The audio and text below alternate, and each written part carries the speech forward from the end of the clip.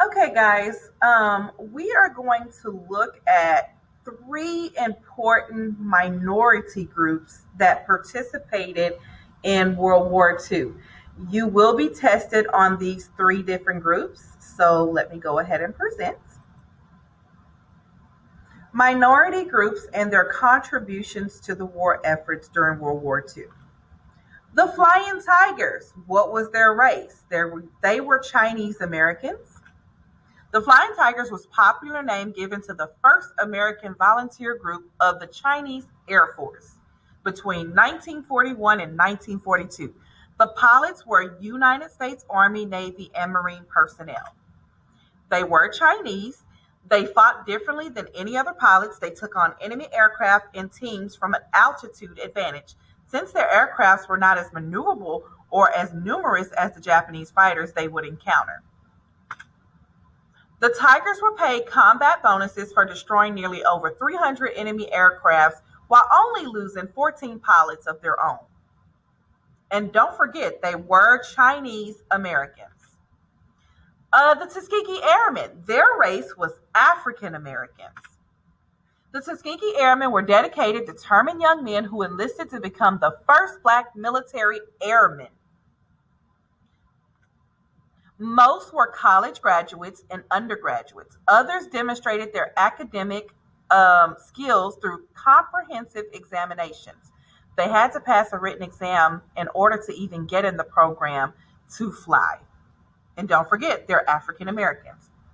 After the war in Europe ended in 1945, Black airmen returned to the United States only to face continued racism despite their outstanding war record.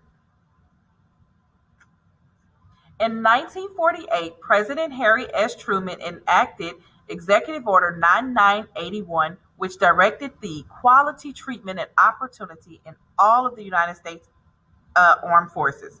This order in time led to the end of racial segregation in the military. This was also a step towards racial integration in the United States, but it started in the military. So the next war that we're going to talk about, Black and whites are going to be able to fight for the first time ever. And don't forget, they're African American. The next important group is the Navajo Code Talkers. Their race is Native American Indians. So, Philip Johnston proposed the use of the Navajo language to the United States Marine Corps. The idea was accepted, and the Navajo Code was formally developed. This was a language used to communicate without the enemy understanding the message. This Native American language was chosen for several reasons. Most important, speakers of these languages were only found inside the United States. But don't forget, they were Native Americans. Hitler did not know about the successful use of the Code Talkers during World War II and sent a team of some 30 anthropologists to learn Native American languages before the outbreak. But it proved to be too difficult for all the many languages that existed. So, in other words, it was hard for our enemy to decipher or understand. And that's why we use the Navajo Code Talking language to communicate militarily. Imperial Japanese Army and Navy never cracked the code. And military officers said that the United States would have never won the Battle of Iwo Jima without the secrecy of this particular code. The Code Talkers received no recognition until the declassification of the operation in 1968.